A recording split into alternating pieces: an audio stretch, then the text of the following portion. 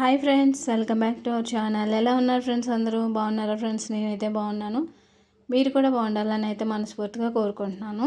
ఇక్కడ వచ్చి మా లంచ్ రెసిపీ అండి. చక్కటి పప్పు దోసకాయ చికెన్ లెగ్ ఫ్రై చేశానండి. ఈ కాంబినేషన్ ఎంతమందికి ఇష్టమో కామెంట్ చేయండి.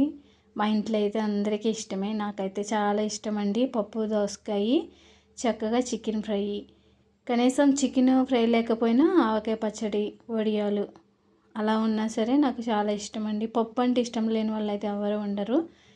నేనైతే మా పిల్లల కోసం ఇలా ప్రిపేర్ చేశానండి. చాలా సింపుల్గా. వీడియో అయితే ఎక్కడ స్కిప్ చేయకుండా లాస్ట్ వరకు చూసి చిన్న లైక్ అయితే చేయండి. వీడియోలోకి అయితే వెళ్ళిపోదాం. ఇక్కడైతే నేను పప్పు తీసుకున్నాను. పప్పునైతే ఒక 4 టైమ్స్ నీట్గా క్లీన్ చేసుకున్నానండి. తర్వాత ఇక్కడ నేను ఒక దోసకాయ, పెద్ద దోసకాయ ఒకటి తీసుకున్నాను. వాటినైతే తొక్క తీసేసి లోపల గింజలన్నీ కూడా తీసేసానండి. కొంతమంది గింజలతో కూడా వేసేసుకుంటారు, టేస్ట్ బాగుంటుందని. కానీ నేనైతే మా పిల్లలు తినరని నేను గింజని తీసేసి మామూలుగా దోసకాయని కట్ చేసుకున్నానండి. పప్పు దోసకాయలోకి నేను టమాటాలు ఎక్కువగా వేస్తాను, చింతపండు తక్కువ వేస్తానండి. ఎందుకంటే టేస్ట్ చాలా బాగుంటుంది. చింతపండు ఫ్లేవర్ కాకుండా టమాటా ఫ్లేవర్ మనకు వస్తుందండి. అందుకే నేను చింతపండు తక్కువ వేసుకొని టమాటాలు ఎక్కువ తీసుకున్నాను. అంటే ఒక 3 టమాటాలు ఒక 4 తీసుకున్నాను. కొంచెం చింతపండు తీసుకున్నాను. తర్వాత కారం మనం ఎంత తినగలిగితే అంత. పిల్లలు కాబట్టి నేను ఒక 3 పచ్చిమిరకాయలు, 1 స్పూన్ కారం, ఒక 1/2 స్పూన్ పసుపు వేసుకున్నానండి. తర్వాత దీంట్లోనూ ఒక 3 గ్లాసుల దాకా వాటరు, అంటే ఇక్కడ మనం వేసిన టమాటా, దోసకాయ ముక్కలు ఇవన్నీ మునిగేంత వరకు కూడా ఒక 3-4 గ్లాసులు వాటర్ వేసుకుంటే సరిపోతుందండి. తర్వాత మనం విజిల్స్ అనేది పప్పు ఉడికేంత వరకు, అంటే ఒక 4-5 విజిల్స్ వేయించుకుంటే మనకి పప్పు అనేది చూసారండి చక్కగా ఉడికిపోయింది. మరి మెత్తగా కూడా మనకి టేస్ట్ అనేది అంత బాగోదండి. ఇలా అయితే మీడియం సైజులో మనకి పప్పు తిన్నప్పుడు బాగుంటుంది. పప్పు అయిపోయింది. తర్వాత దీన్ని మనం పోపు అనేది వేసుకుంటున్నానండి. నేను దీంట్లోనూ ఎండుమిర్చి, వెల్లుల్లిపాయ, జీలకర్ర, ఆవాలు, కరివేపాకు, కావాలంటే మీరు శనగపప్పు, మినపప్పు కూడా చాలామంది వేసుకుంటారండి. నేనైతే ఇందులో యాడ్ చేయలేదు. మనకి పోపు అనేది కొంచెం ఫ్రై అయిన తర్వాత దీంట్లో మనం పప్పు దోసకాయ మొత్తం అంతా కూడా వేసేసుకోవాలి. ఒక్కసారి పోపు అంతా కలిసేంత వరకు కలుపుకోవాలి. చిక్కగా వద్దు, పలచగా బాగుంటుంది అనుకునే వాళ్ళైతే దీంట్లో ఇంకొంచెం వాటర్ వేసుకొని కొంచెం సేపు మనం గ్యాస్ మీద పెట్టుకోవచ్చు. కానీ మేమైతే ఇలాగే తింటాం కాబట్టి నేను ఇలాగే ప్రిపేర్ చేశానండి. అంటే వాటర్ లెక్క పలచగా ఉంటే తినరు మా వాళ్ళు, అందుకని ఇలాగా నేను చేశానండి. తర్వాత మనం దీంట్లో ముందుగా ఉప్పు వేసుకోలేదు కదా, ఉప్పు అయితే వేసి ఒకసారి కలిపేసి అయితే పక్కన పెట్టేశానండి.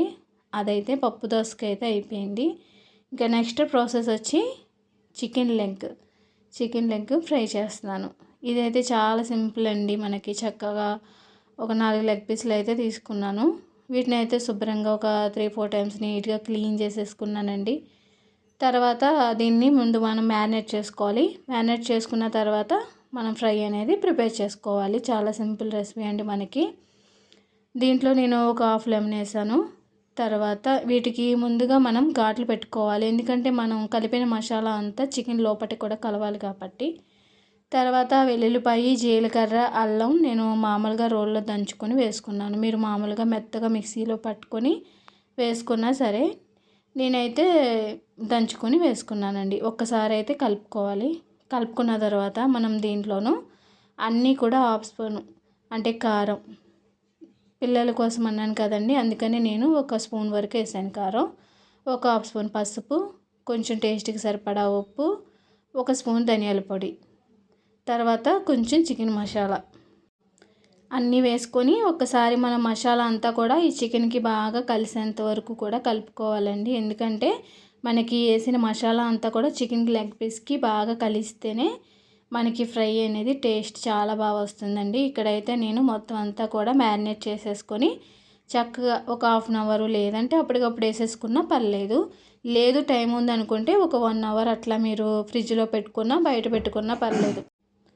చక్కగా మనం ఒక 1 అవర్ లేదా హాఫ్ అన్ అవర్ అలా మ్యారినేట్ చేసుకొని పక్కన పెట్టుకున్నా సరిపోతుందండి. కానీ నేనైతే ఇక్కడ ఒక హాఫ్ అన్ అవర్ మాత్రమే పక్కన పెట్టేశాను. తర్వాత మళ్ళీ మనం ఫ్రై చేసుకునే ముందు ఒక్కసారి మసాలా అంతా కూడా చికెన్కి కలిసేంత వరకు కూడా కలుపుకోవాలండి. బాగా కలిసిన తర్వాత మనం ఒక చిన్న మూకుడు పెట్టుకొని దాంట్లోను మనకి ఆయిల్ కూడా చాలా తక్కువనే పడుతుందండి. అంటే ఒక 2 స్పూన్ల దాకా ఆయిల్ వేసాను. ఆయిల్ వేసిన తర్వాత ఒక్కొక్క పీస్గా మనం అంటే లెగ్ పీసులు నేను 2 పీసులు లెక్క ఫ్రై చేసుకున్నాను. మంచి గోల్డ్ కలర్లో వచ్చేదాకా అటు ఇటు కూడా టర్న్ చేసుకొని చక్కగా ఫ్రై చేసుకోవాలండి. మనం అంటే సిమ్లీలో పెట్టుకొని ఫ్రై చేసుకోవాలి. హై ఫ్లేమ్లో కానీ మీడియం ఫ్లేమ్లో కానీ అయితే వద్దు ఫ్రెండ్స్. ఎందుకంటే మనకి పైన మాడిపోయి లోపటంతా కూడా ఉడకదు, పచ్చిగా ఉంటుంది. అలా కాకుండా చక్కగా ఉడకాలి అనుకుంటే మనం సిమ్లీలో పెట్టి ఫ్రై చేసుకోవాలి. ఇక్కడ ఫైనలీ నాకు చక్కగా అయిపోయిందండి. మొత్తం 4 పీసులు కూడా నేను ఫ్రై చేసేసాను. ఫైనలీ పప్పు కూడా చూసారండి చక్కగా అయిపోయింది. నేను ఇందాక చెప్పాను కదా ఫ్రెండ్స్, పలుచగా కావాలి అనుకున్న వాళ్ళైతే దీంట్లో ఒక 2 గ్లాసులు వాటర్ వేసుకోవచ్చు. వాటర్ వేసుకొని గ్యాస్ మీద ఒక సిమ్లీలో పెట్టుకొని ఉంచుకుంటే పలుచగా కావాలనుకునే వాళ్ళు. కానీ ఇలా కూడా టేస్ట్ చాలా బాగుంటుందండి. ఇలాగే బాగుంటుంది. చూసారండి చికెన్ లెగ్ పీస్ కూడా జ్యూసీగా చాలా బాగా వచ్చింది. Okay friends, bye.